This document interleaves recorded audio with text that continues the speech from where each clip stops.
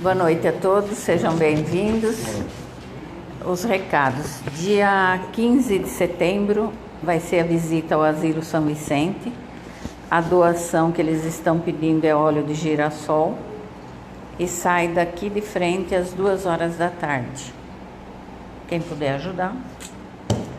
De recado é só, né? Eu acho que é só. Então vamos fazer uma prece antes da gente começar? Vamos relaxando em nossas cadeiras, mentalizando a figura de Jesus, nosso mestre, modelo e guia, e junto com ele nos dirigir ao Criador, agradecendo pela oportunidade de estarmos aqui, no intuito de aprender sobre os ensinamentos deixados pelos espíritos superiores, agradecer a presença de todos, encarnados e desencarnados, e que a gente consiga colocar em prática no nosso dia a dia tudo que a gente aprender aqui. Que assim seja.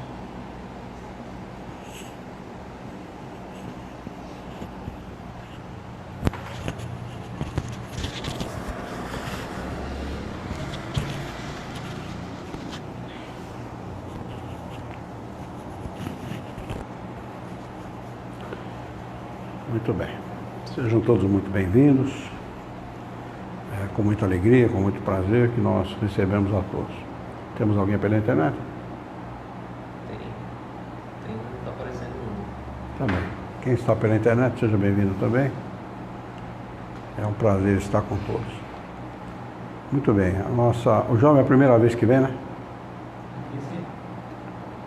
Frequenta o... Hã? Namorado da Anais. Ah, é namorado dela? É. E frequenta lá em Bocan? Tá certo. Lá as reuniões são feitas assim, desse jeito? Isso. Tá. Então, é permitido perguntar, tirar dúvida, viu? Tá bem? Dar opinião, sugerir um tema, fazer perguntas. Tá bem? A senhora já sabe como é, né? Não precisa esclarecer. Então tá bom, fica aberto para dúvidas, para perguntas ou sugestão de um tema, se vocês quiserem.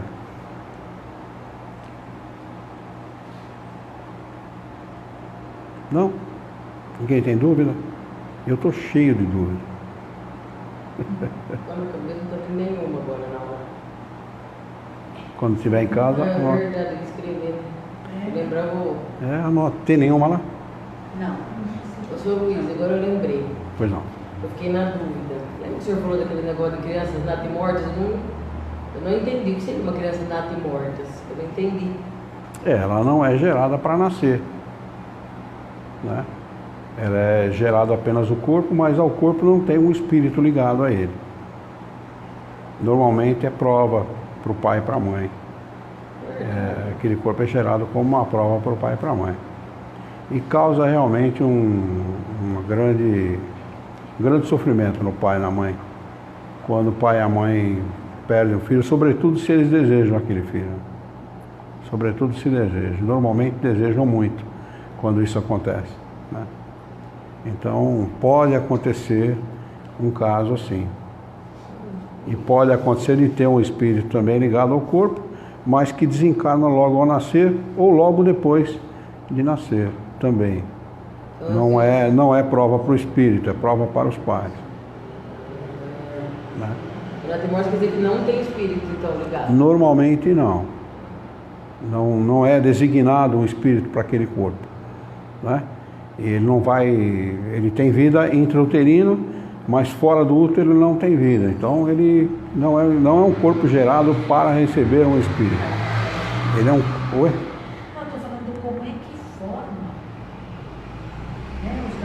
Forma biologicamente, como biologicamente. É a parte física. Porque o corpo sem o espírito não é nada. O corpo sem o espírito é uma massa disforme, que acaba se tornando disforme, não tem sentido nenhum. Olha como é interessante.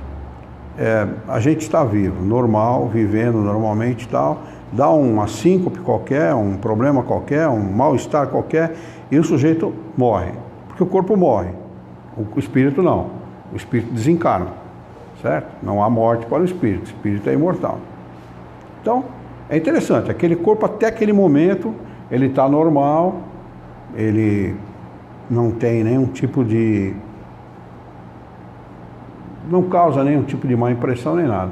Acabou de morrer, muda completamente. Ele começa, depois de um tempo, a enrijecer, ele começa a ficar esbranquiçado. E olha que interessante, ali estão todos os órgãos, está tudo que o espírito tinha, que o corpo tinha quando ele tinha vida, ele permanece no corpo. Ele só não tem vida. O que é a vida? Se você perguntar para um cientista, ele vai dizer é o funcionamento regular dos órgãos. Mas não é. Não é só isso. Não é só isso. O funcionamento do corpo, ele depende de uma coisa chamada fluido vital. Se os órgãos, por alguma razão, se desajustam, o fluido vital se esvai. E aí, cessa a vida. Quando vê esse negócio de coma, que depois fica 5, 10 anos e depois volta? Tem casos assim. Houve um relato de uma moça nos Estados Unidos, até já falei várias vezes aqui, esse caso. Essa moça sofreu um acidente e a mãe mandou, ela estava em vida vegetativa, em coma. E estava em coma induzido, depois por aparelho, e depois a mãe falou, não, tira o aparelho, pode tirar, mas ela vai morrer. Não, deixa, não tem problema. Tiraram o aparelho, não aconteceu absolutamente nada, ela continuou normalmente, em coma. Ficou 7 anos, 6 ou 7 anos em coma. E a mãe todo dia ia ao hospital, chegava no hospital, bom dia fulana, tudo bem, como é que vai você e tal? Olha, seu filho fulano de tal, aconteceu isso, foi na escola, aconteceu tal evento assim, assim, o seu marido aconteceu tal coisa, com o outro filho aconteceu não sei o quê, e ia relatando toda a vida dela, com a sua cunhada aconteceu isso, com a sua irmã aconteceu aquilo, com o seu pai, enfim, contava a história da vida da família todos os dias para ela. Cada vez que houvesse um fato, ela relatava, como se ela tivesse interagindo normalmente com ela. E depois desse tempo, 6 ou 7 anos, um dia a mãe entra no hospital e diz, bom dia, ela respondeu, bom dia. Ela estava acordada e lúcida, e o pior, sabendo de tudo. Ela sabia tudo o que a mãe tinha contado para ela a respeito da vida da família, ela sabia tudo. Então olha que interessante, né? Então, não, por que não mata logo, né? Está em vida vegetativa. Está em vida vegetativa, mas o espírito está ligado. Está ligado, ouvindo e participando. Ele só não consegue interagir, porque ele não tem como interagir, por causa o corpo não permite a interação, né? Então ela foi para casa, o médico liberou, ela foi para casa, falou com cada um deles, sabia da vida de cada um, só não sabia, 7 anos depois, não muda completamente a feição da pessoa, né? Ou completamente ou muda bastante, né? E ela conversou com cada um e tal, depois que 2, 3 dias voltou para o hospital e desencarnou. Verdade. Por isso que quando falou que fica em coma, que ouve, então porque é verdade que o espírito está lá. Sim, o espírito está ligado. Ele está ligado, ele não recebe as impressões pelo corpo, ele recebe as impressões diretamente, mas ele está ali, presente, né? Ele não consegue se manifestar também porque ele não tem acesso ao corpo, então ele não consegue nenhum tipo de se manifestar de nenhuma maneira, né? É assim também que tem gente que vem vegetativo, que tem alguma prova, alguma coisa? Normalmente olha, pode ser até que não seja uma prova, viu? Ou uma aprovação, ou mesmo uma expiação, porque é uma situação dificílima. O espírito não conseguir se manifestar, já imaginou? Você quer falar, você quer interagir, você quer se manifestar, você quer dizer o que você está sentindo, pensando, e não conseguir? É muito difícil, é bastante difícil. É uma prova e tanto para o espírito, né? Por isso que é bom a gente agir corretamente, agir direito, né? Procurar ser justo, honesto, trabalhador e tal, porque para evitar esse tipo de experiência, né? No futuro, né? Ou no futuro próximo, a gente não sabe, né? Nunca se sabe o que vai acontecer com a nossa vida, né? E a gente tem que procurar se precaver quanto a esse tipo de situação. Nos animais funciona assim também? O quê? Filhotinho de uma cachorra, de uma cadela. Pode acontecer. Pode acontecer dela dar a luz para 5, 6 cachorrinhos e 1, 2 nascem mortos. Geralmente é assim. Pode acontecer. Mas aí não tem o mesmo propósito. O propósito não é o mesmo. Vocês, aqui alguém lê obra espírita? Leio, faz tempo que eu não leio, já, mas eu leio. Romance? 2 meses. Tá tudo que vier, eu leio. Tudo que vier? Então, porque a Yara comentou a respeito dos animais, eu queria perguntar para vocês se vocês imaginam que existem animais no mundo espírita, no mundo dos espíritos. No romance fala, mas como o senhor falou que não, por isso que eu sei. Porque o senhor falou, porque senão também não sabia. Não tem. É verdade? Questão de número 600. Abra um livrinho na questão de número 600 aí. Essa questão é muito interessante. As pessoas não estudam Kardec e acabam lendo só os romances e dão isso aí. É bom ler os romances quando a gente é um pouquinho mais instruído. Aí você já aproveita alguma coisa, né? Sim. Primeiro conhecer Kardec, depois... Primeiro conhecer Kardec, depois de conhecer Kardec, aí você pode ler o que você quiser. Não tem problema nenhum. A questão de número 600, Kardec faz essa pergunta para os espíritos. A alma do animal, sobrevivente ao corpo, porque ali tem uma alma, tem um espírito encarnado ali, e que sobrevive ao corpo como o espírito do homem, não é? Sobrevive ao corpo normalmente como o espírito do homem. E ele diz, a alma do animal, sobrevivente ao corpo, está, depois da morte, em estado errante como a do homem. Estado errante ou estado de erraticidade significa livre, sem corpo físico, não é? Isso que significa estado de erraticidade ou estado errante, tá? Ele está perguntando se os animais, depois que acontece com eles o fenômeno biológico da morte, se da mesma maneira que os homens, eles ficam em estado de erraticidade, como nós. Resposta: é uma espécie de erraticidade, visto que não está unida ao corpo, mas não é um espírito errante.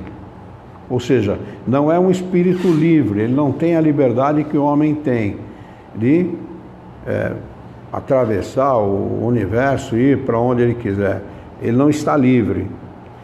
Eles continuam respondendo, o espírito errante é um ser que pensa e age por sua livre vontade, sendo a consciência de si mesmo o seu atributo principal, e o animal não tem essa consciência de si mesmo.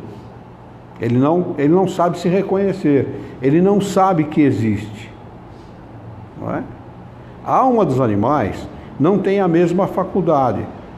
O espírito do animal é classificado depois da morte pelos espíritos que a isso compete e quase imediatamente é utilizado, não tendo tempo de se colocar em relação com as outras criaturas. Ou seja, ele morreu um animal, quase que imediatamente ele é levado, esse espírito é levado a habitar o corpo de um outro animal, independentemente da raça. Quase que... O espírito que cuida, tipo o espírito que Sim, cuida há espíritos especializados que têm a competência para fazer esse tipo de procedimento, não é? Então, os animais não ficam em estado de erraticidade. Aí você pega romance do Didi e outros aí que fala que tem sim animal em estado de erraticidade e tal. Fala mesmo que tem. Então, Kardec é segurança. Primeiro Kardec, depois o resto. Viu? Não tem animal em estado de erraticidade, não, mas o vidente viu, o cachorro viu mesmo. O espírito, ele dá a forma que ele quiser. O espírito, os homens que ficam em estado de erraticidade, eles podem dar a aparência que eles quiserem para o seu perispírito. Verdade. Ou a aparência que eles quiserem. Para assustar a pessoa. Até de bichos. A aparência que eles quiserem. Porque o perispírito, ele é moldado conforme o pensamento do espírito. Ele pensa e toma aquela forma. Como é que um parente desencarnado, ele aparece para a gente em sonho. E o sonho também é uma evidência. O sonho também é uma evidência, tá? Porque a gente entra em relação com os outros espíritos. Como é que a gente sabe que aquele espírito que a gente entrou em relação é o nosso parente? Ele está formado no corpo que a gente conheceu, né? Porque durante o sonho, o nosso sonho, né, ou seja, a nossa relação com ele, ele dá a aparência ao perispírito dele que nós conhecemos. Ele não tem aquela aparência, mas ele molda o perispírito segundo o nosso conhecimento, o conhecimento que nós tínhamos dele, e aparece para nós. Aí nós conseguimos reconhecer. Se ele aparecesse como ele é, nós não o reconheceríamos. Então, quer dizer que dá para fazer até perdão tudo pelo sonho, então, seu Luiz? Sim, tudo. Normalmente, todas uma desavença, normalmente é resolvida dessa maneira. Uma grande desavença, um grande problema e tal, é resolvido dessa maneira. Durante o sono do encarnado, ele entra em relação com o desencarnado, os dois se perdoam e resolvem a questão. O centro espírita não resolve esse tipo de problema. O centro espírita é apenas intermediário, né? Apenas aconselha, ajuda, orienta, esclarece, não é? Mas quem resolve mesmo são os dois que têm esse tipo de problema, né? É muito complicada a coisa, porque o espírito é um ser que tem vontade, ele é um ser que pensa, ele pode ou não aceitar as sugestões, ele pode ou não aceitar aquilo que você fala para ele, não é?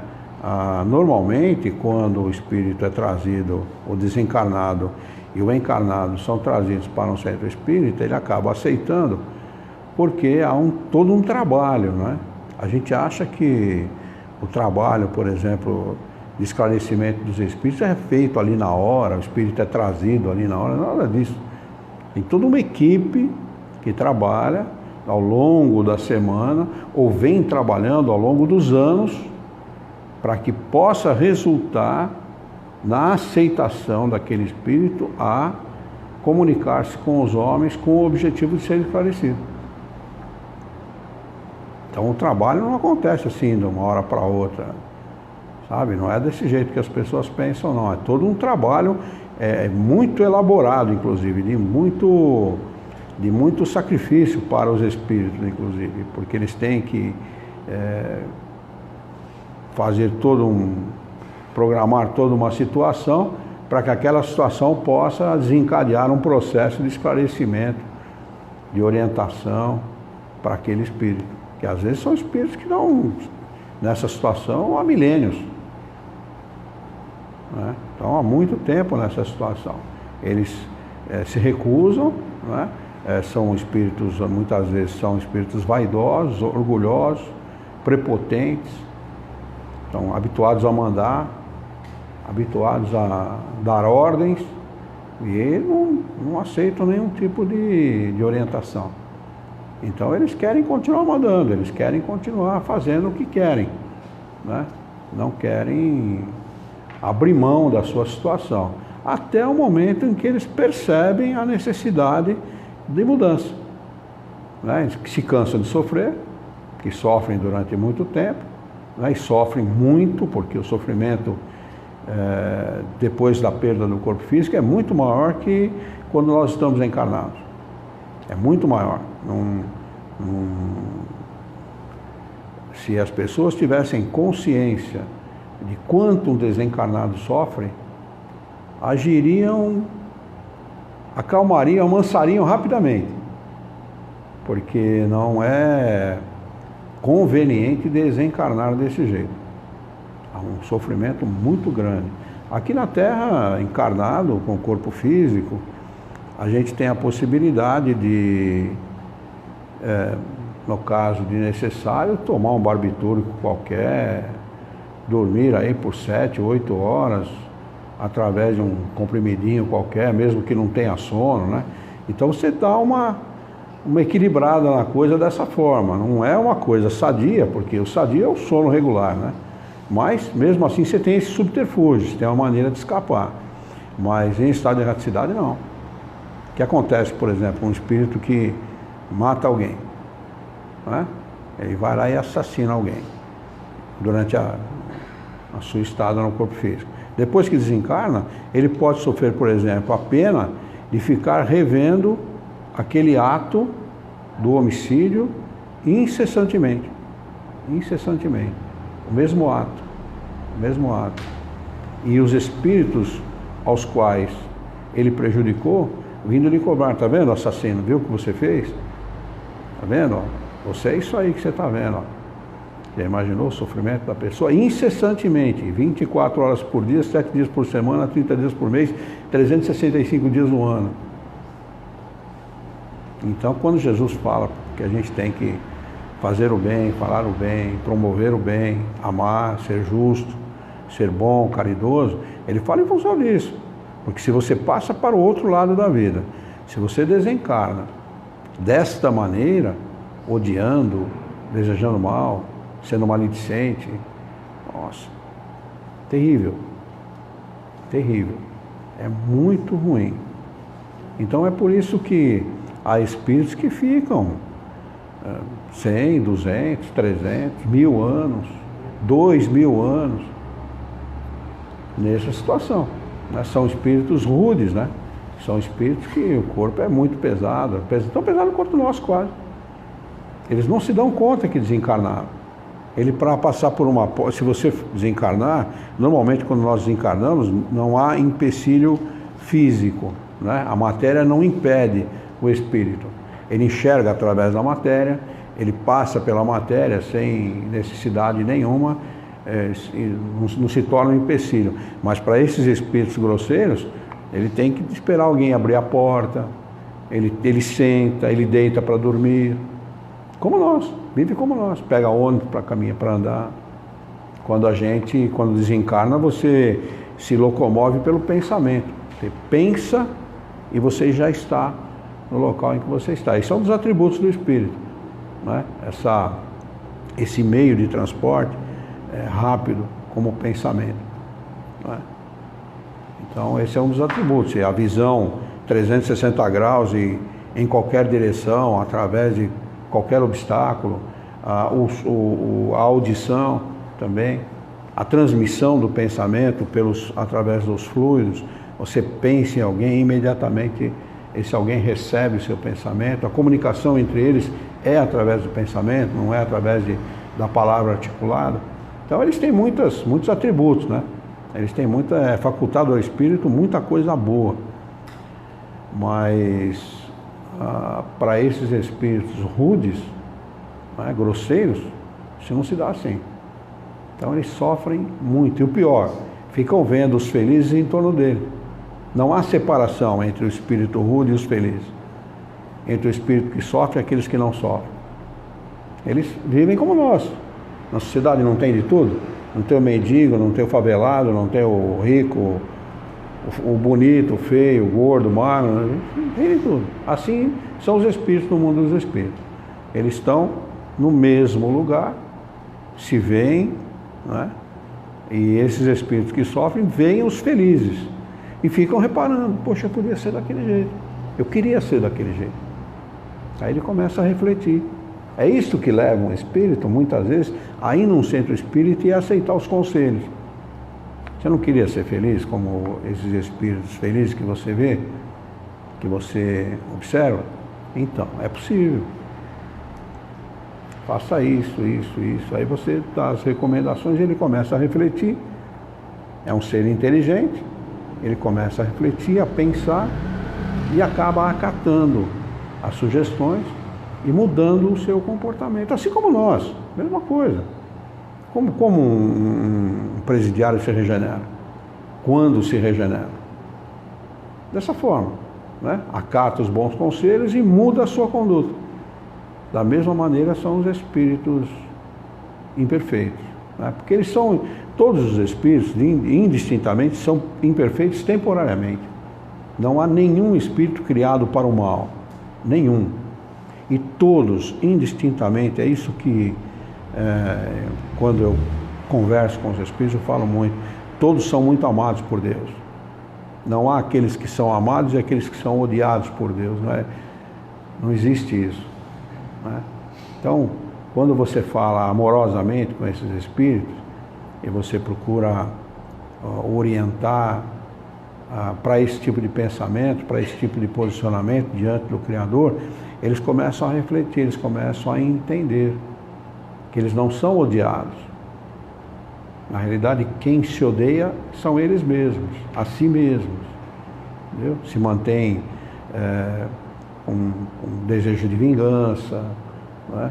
Um desejo com ódio, pensamentos de ódio contra outras pessoas, indevidamente. Às vezes atravessam séculos pensando e agindo assim. Né? Uma hora se toca, uma hora ele acorda, porque o maior prejudicado é ele mesmo, ele acaba entendendo isso. O espírito não prejudica outra pessoa. Não é permitido. Kardec faz essa pergunta para os espíritos superiores.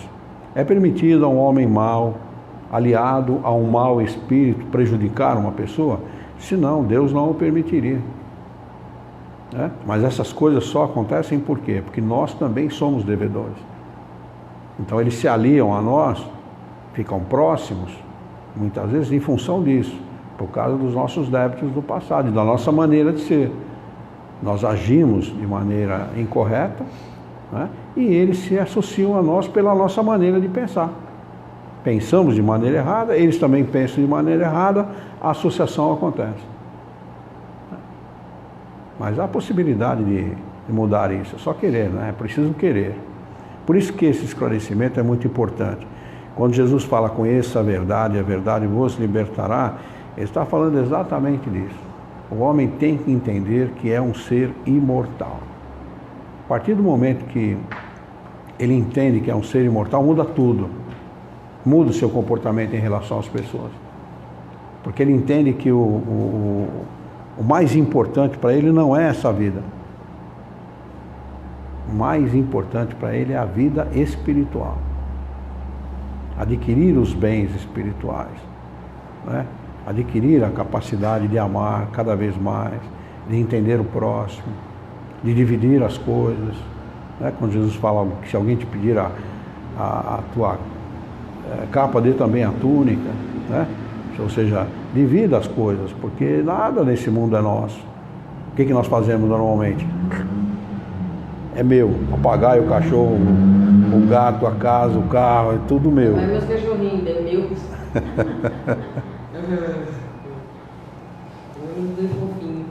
Alguma pergunta, hein? Muito bem. Alguém tem alguma pergunta, alguma dúvida para fazer? No caso do Hitler, Sr. Luiz, O Hitler? será que ele se encontra? Olha, eu não vejo o Hitler como um grande responsável por tudo que aconteceu durante a Segunda Grande Guerra, não. Tá? Muito pior do que ele foi Stalin. Stalin matou muito mais do que ele. Stalin sozinho matou muito mais que a Segunda Grande Guerra. Eu sempre disse Stalin, ninguém quer, né? Foi lá o mandatário da União Soviética, lá. Depois da Revolução Russa, houveram vários, né? E ele foi um deles. Né? Matou um monte de gente, só não sei no país que era lá. Se eu não me engano, o processo chamou Holodor, significa matar de fome. Ele foi tirando a comida daquele povo, eu não lembro que povo foi, o checheno. Você lembra? Eu não sei se foi no checheno ou que povo foi. Ele foi tirando a comida do povo, tirando, até matou acho que mais de 100 mil pessoas de fome. Só nesse país. Né? Você imagina. Então, o Bósnia, o Chechênia, eu não lembro bem. Foi num desses países que fazia parte da União Soviética. Né? Então, muita coisa foi feita em nome do Hitler, e é feita até hoje, sem que houvesse sido ordem dele. Não estou defendendo ele não, viu? Eu não sou nazista, não, pelo contrário. Ele pode dar a impressão, né? Fazendo uma análise fria, né? Uma análise sem paixão, desapaixonada.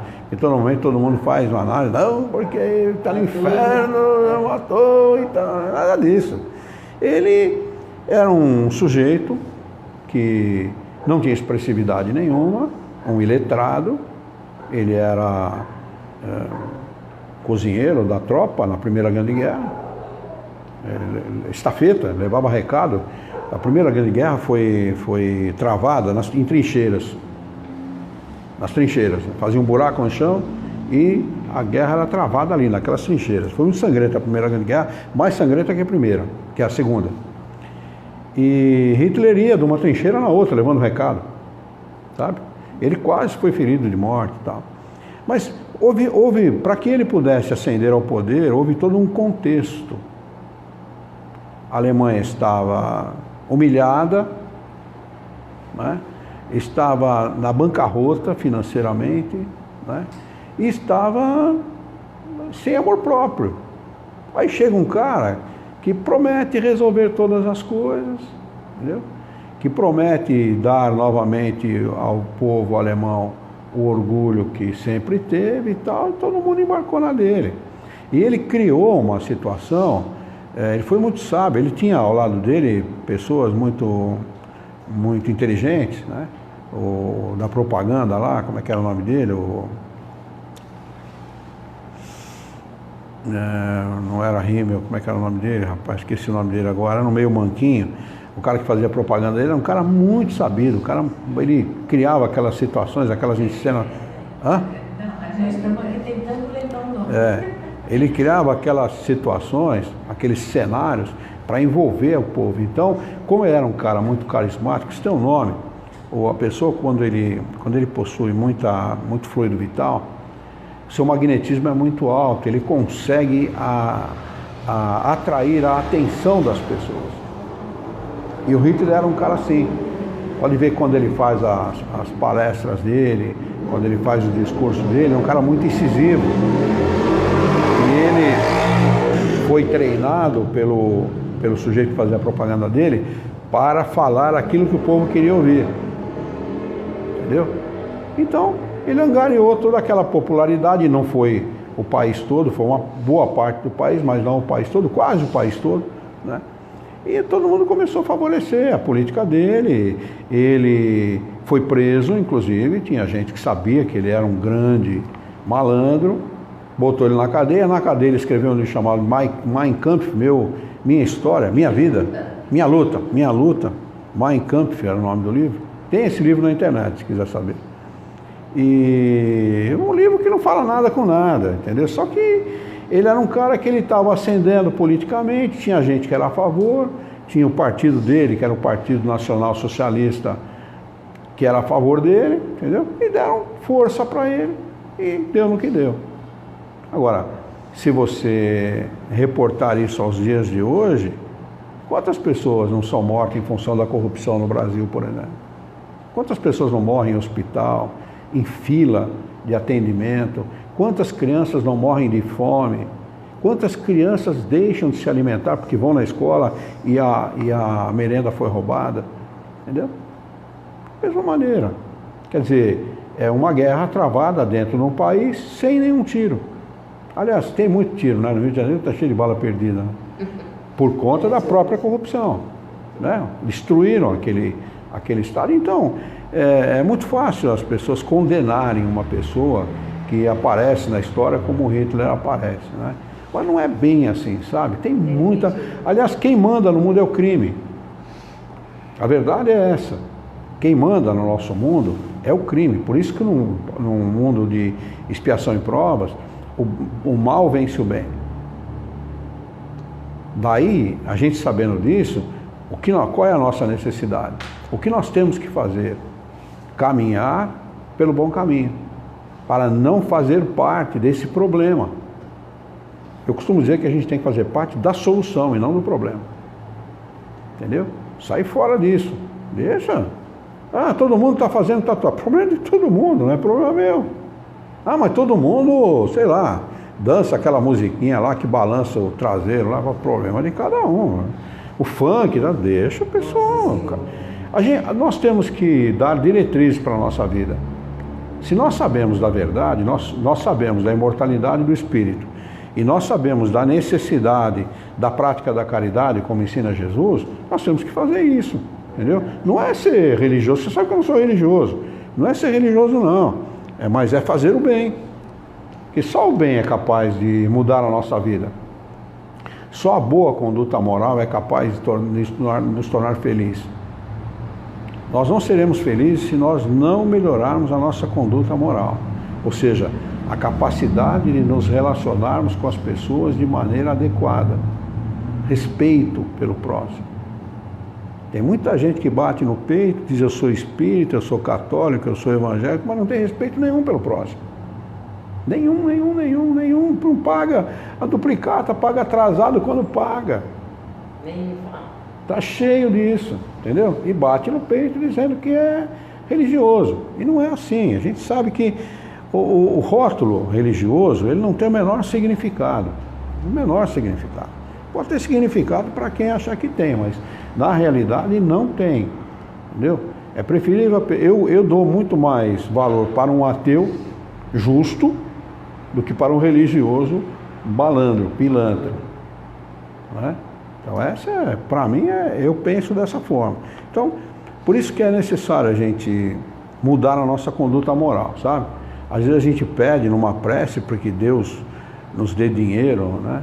Nos dê saúde, nos dê riqueza, nos dê uma boa casa, nos dê um bom carro e tal. Mas o que nós devemos pedir na realidade é para que Ele nos dê força para ter uma boa conduta moral. Tudo se soluciona na nossa vida se nós tivermos uma boa conduta moral. Porque a felicidade não está atrelada a bens materiais. A felicidade não está atrelada a isso. Tem gente que frequenta essa casa, gente que tem muito dinheiro, e falou para mim em particular, claro, não vou citar o nome da pessoa, evidente, por razões óbvias também, que durante 10 anos, um jovem, durante 10 anos tomou remédio para dormir. Não dormia sem remédio, remédio forte, tarja preta. E chegou a ficar uma semana sem dormir, tomando 2 por dia. Meu Deus do céu. Então, é bom ter dinheiro? Nem sempre. Para ter dinheiro, a gente precisa ter sabedoria. Ou seja, saber usar o dinheiro adequadamente. Se você for muito apegado a ele te prejudica. Se você for mão aberta, ele te prejudica também. Você não pode ser perdulário, ou seja, gastar a rodo, porque vai fazer falta para você também. Então você tem que ter sabedoria, usá-lo com sabedoria, sem apego, porque não é seu. Não é? A gente um dia vai morrer, com certeza. O fenômeno biológico da morte chega para todo mundo. E com certeza. Isso é a coisa que a gente pode mais afirmar com absoluta certeza é que um dia nós vamos morrer. E com certeza a gente não vai levar absolutamente nada do que é material. Né? Então o que a gente vai levar dessa vida? Por que a gente vive? Qual é a razão da vida? Né? Nós vamos levar da vida tudo aquilo que nós fizermos de bom. Né? E todo o conhecimento que nós adquirimos. Isso é nosso. Isso é nosso, isso ninguém toma, é nosso, é propriedade. O bem que você fizer e todo o conhecimento que você adquirir é seu, aquilo é propriedade sua. E é em função disso que o espírito progride, do progresso moral e intelectual. O conhecimento que ele adquire, progresso intelectual. E o bem que ele faz, progresso moral. E ele vai ser penalizado também pelo bem que deixa de fazer, também tem esse lado. Então, é complicado. Por isso que é importante nós agirmos adequadamente, agirmos com sabedoria, diante de todas as coisas.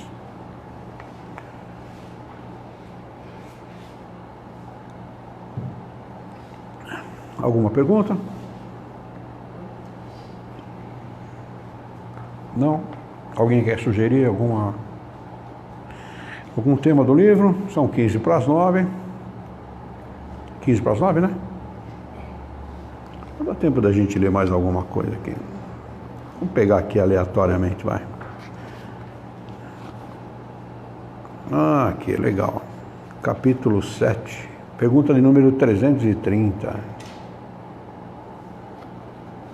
Se vocês quiserem abrir para acompanhar, 330, é o capítulo 7, Retorno à Vida Corporal.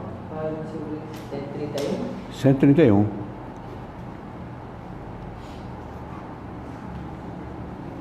Quer ler?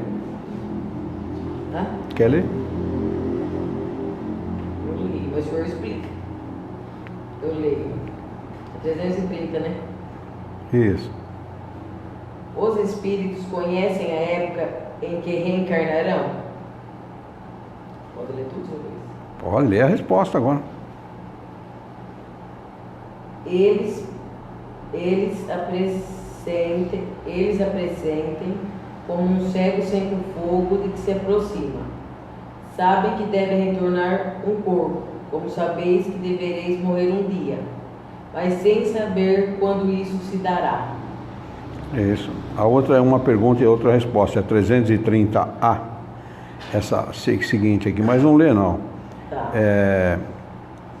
O que ele está perguntando aqui, esse capítulo, ele trata do nosso retorno à vida, né? Nós estamos lá em estado de erraticidade, desencarnamos, ficamos lá um tempo, programamos a nossa reencarnação ou encarnação. Encarnação quando é a primeira vez no planeta. E reencarnação quando já encarnou algumas vezes, está retornando àquele planeta, né? Então, ele está perguntando se o espírito pressente essa encarnação, né? E ele diz que sim, né? Que às vezes, mesmo o espírito não querendo reencarnar, ele é pressente, porque é mais ou menos como nós, né, nos aproximamos do fogo. Você não sabe que ali tem fogo, mas você sente o calor, né? Então é mais ou menos isso que os espíritos sentem, né? Eles sabem mais ou menos quando vão reencarnar, assim, porque a reencarnação é uma lei natural. Todos nós reencarnamos, né? Faz parte, para que o espírito possa progredir. Como o espírito é imortal, ele teve começo, mas não vai ter fim. Ele tem que reencarnar para poder progredir, né? Para realizar o seu progresso espiritual.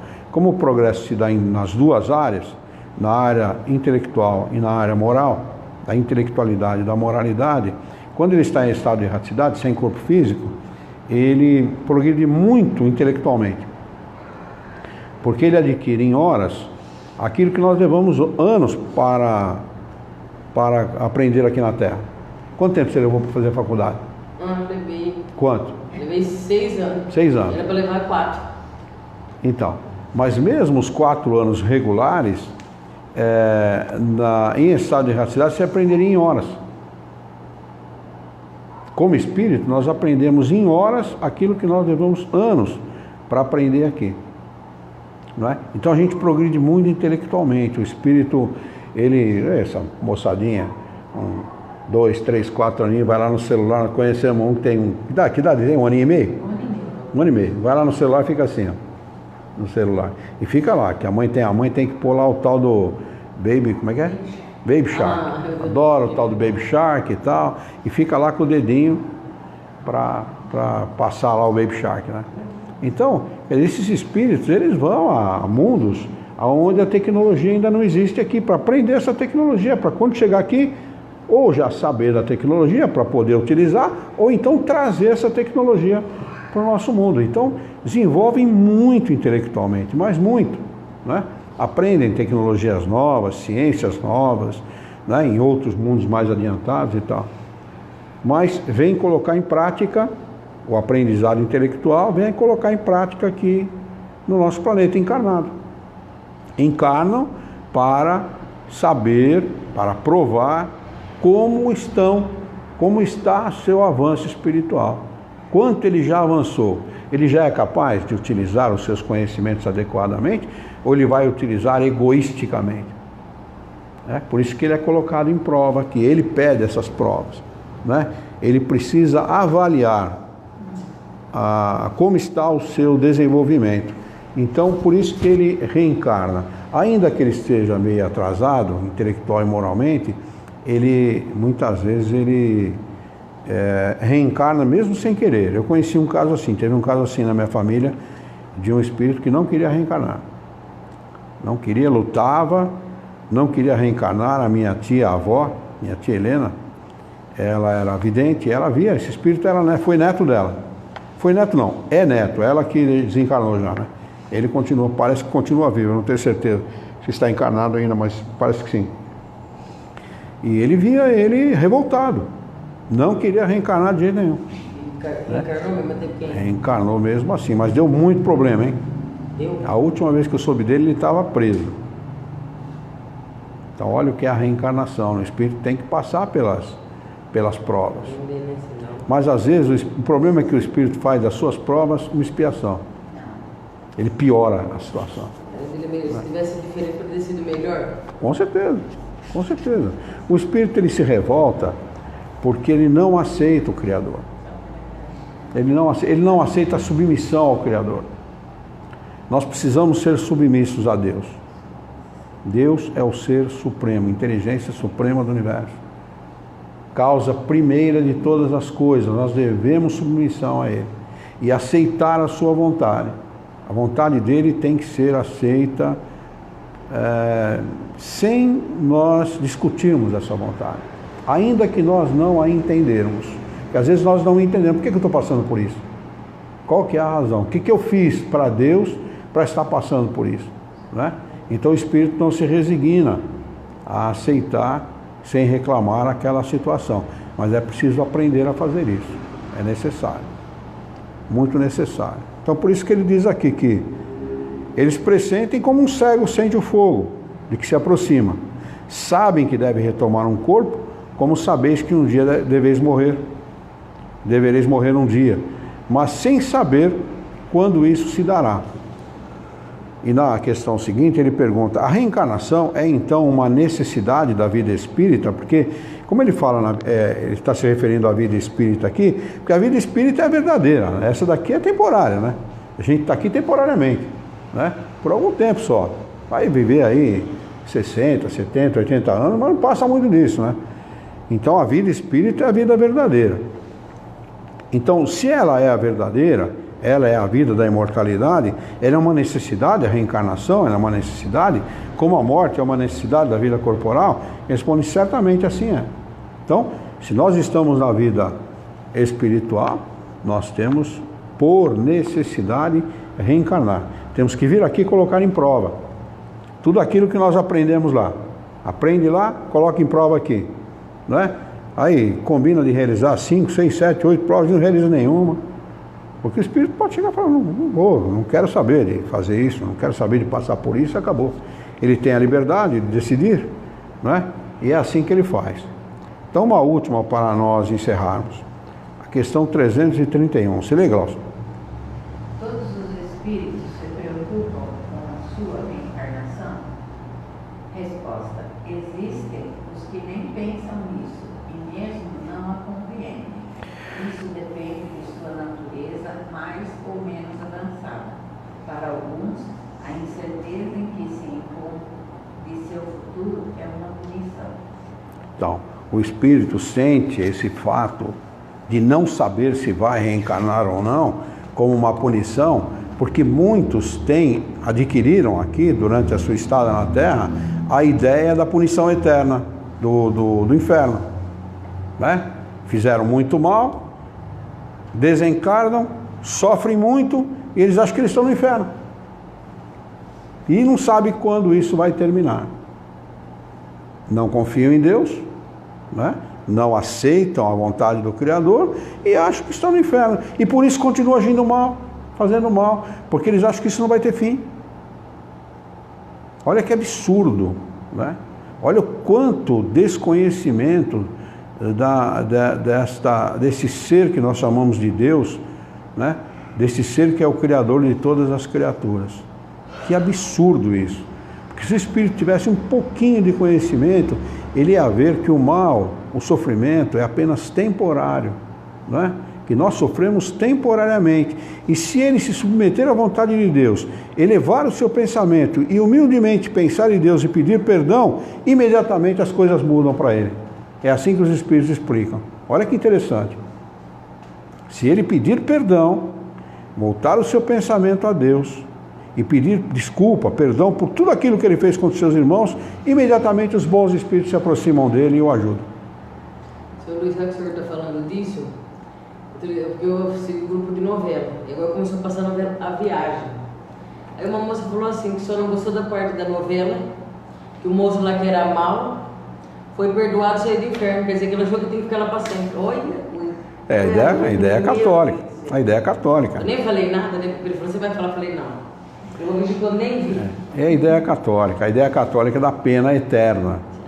E o céu é a felicidade eterna. Ele falou que isso não pode existir, porque senão por que tanta gente está desse jeito então? Tem muita gente ruim, entendeu? Não podia ser assim mais coisas. As pessoas só são ruins temporariamente. Isso é uma demonstração de que se conhece muito pouco, não é, ao Criador. E se entende muito erradamente o Criador. O Criador é o ser supremo, a inteligência suprema. E Jesus, quando ele reencarna na Terra, a primeira coisa que ele ensina é isso, que Deus é misericordioso e bom. Ou seja, vocês têm ouvido o que se tem falado, né? Olho por olho e dente por dente. Mas eu vos digo, perdoai, amai o seu próximo. Porque Deus é misericordioso e bom. Ele não quer a morte do ímpio. Ele quer que vocês tenham vida e vida em abundância. Né? Então ele ensina completamente o oposto daquilo que ensinava Moisés até aquele tempo. Inferno e céu não existe, é um absurdo. Em pleno século XXI, alguém crê numa estultícia como essa. Né? Isso é muito atraso, né? A pessoa não parar para pensar na lógica da coisa, porque não tem lógica nenhuma essa questão de céu e inferno. Né? Senão Deus não seria misericordioso. Como ele, por exemplo, você pega uma criança, pela teoria teológica, se uma criança nasce e não é batizada, o que ela é? Como é que a Igreja Católica se refere a ela? Pagã, não é isso? Uma criança pagã, que não está batizada, ela está condenada. Irremissivelmente ao fogo do inferno. Então ela não teve tempo de fazer nada, nem de bom e nem de mal, e está condenada. Aí um cara passa 50, 60, 70, 80 anos se esfolando, lutando, batalhando para alimentar a família, para comprar sua casa, comprar seu carro, pagar suas dívidas, e chega no final da vida, ele é condenado, porque ele não tinha muita sabedoria para agir adequadamente. Que Deus justo é esse? Quer dizer, condena um porque não batizou, e o outro condena porque trabalhou? Mas não é só isso, sabe? E se você fez tudo errado, pecou, na hora da morte você pedir perdão, tá zerado. Tá dando ditado. E disso se tira muita vantagem econômica, esse é o problema. Esse é o grande problema, certo? Se usa isso para se tirar vantagem econômica das pessoas, porque as pessoas acabam pagando para não irem para o inferno. Esse é o grande problema. Quando os homens souberem da verdade e deixarem de lado a religião faz assim, ó, afunda que nem balde no poço. Mas, Luiz, mas que nessas pessoas que enganam os outros também vai ter o deles, né? Porque que engano não é tonto. Não... Jesus recomendava, segundo conta a história, se não recomendou, deveria ter recomendado, não usar o seu nome em vão. Está lá nos 10 mandamentos, Jesus também dizia isso. Né? Ele falava, ó, cuidado com os homens de roupas talares. Roupa talar é aquela que vem até a canela, né? Eles expoliam as viúvas, que a pessoa ficava viúva, a mulher ficava viúva, e ficava sensibilizada e chamava o sacerdote para fazer prece na casa dela, mas o sacerdote, para fazer prece, cobrava. Aí chegava para ela e falava, precisa fazer mais prece, porque não está bom o negócio. E ia cobrando. Então, tirava todo o dinheiro que a viúva. Isso no tempo de Jesus, já tinha esses pilantras, já tinha esses malandros no tempo dele. Não é coisa recente, não. Esses malandros vão reencarnando e vão reinventando a malandragem. Como o malandro inventa golpe, né? O golpe do bilhete premiado, né? O golpe do bilhete premiado, o golpe da maquininha do cartão, agora, o último agora, o golpe da maquininha do cartão. Tem uma maquininha lá que você enfia o cartão lá para pagar alguma coisa que eles pedem, coisa baratinha, de 3, 4 reais, 5 reais, só que aquela maquininha está preparada para clonar o teu cartão e para registrar a tua senha.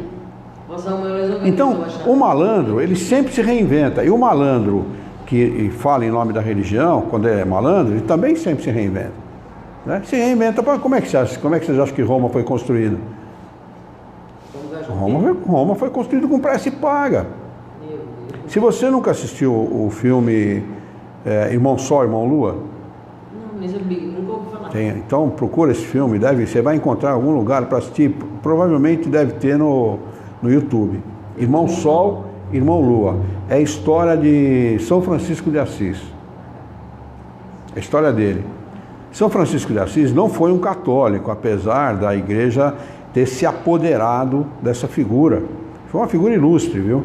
Ele era rico, ele vem das cruzadas, daquela guerra que houve, das cruzadas, ele batalhou naquela guerra, e quando ele retorna com um grupo de amigos jovens, retorna para a cidade dele, ele tem lá um insight lá e ele fala, não, eu não vou, não quero mais saber de coisas. O pai dele era muito rico, um comerciante muito rico. Eu não quero mais saber dessas coisas, eu vou trabalhar para Deus. E o pai dele exacra ele, fala, briga com ele e tal, e ele fica nu em plena praça da cidade dele, tira toda a roupa e diz, pai, nem a sua roupa eu quero. Se veste com farrapo e vai próximo da onde ele morava, tinha uma igreja em ruínas.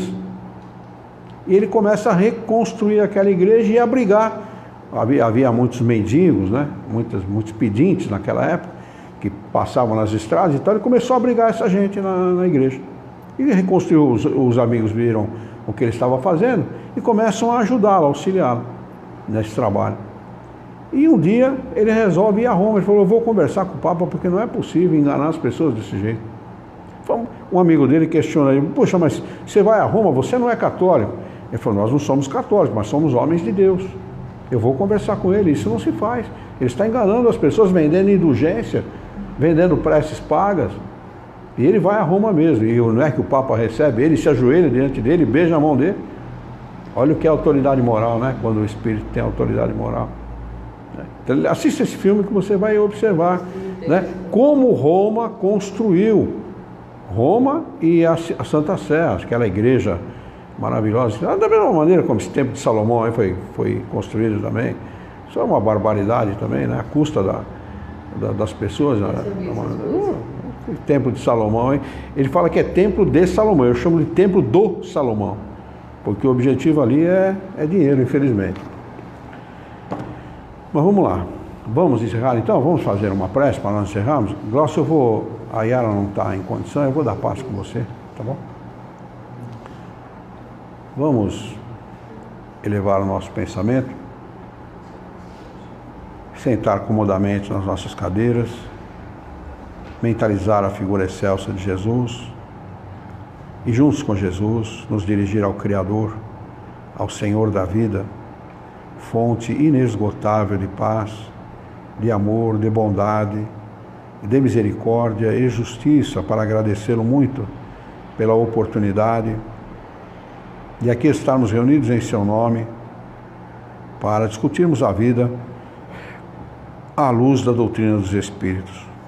Queira a vossa bondade, o vosso amor, a vossa misericórdia, que tenhamos bom ânimo, coragem, determinação, ideias renovadas, alegria de viver e muito entusiasmo para que nós possamos trabalhar, sermos úteis à sociedade em que vivemos e desta forma dignificar a vida. Auxilia-nos ainda, Senhor, dá-nos a força e a coragem necessária para que nós possamos orientar a própria existência por um profundo e sincero respeito pelo nosso próximo. Em teu nome, em nome de Jesus, em nome dos bons espíritos, em nome do nosso diretor espiritual e de toda a sua equipe, nós declaramos encerrada a nossa reunião pública desta noite, e que assim seja.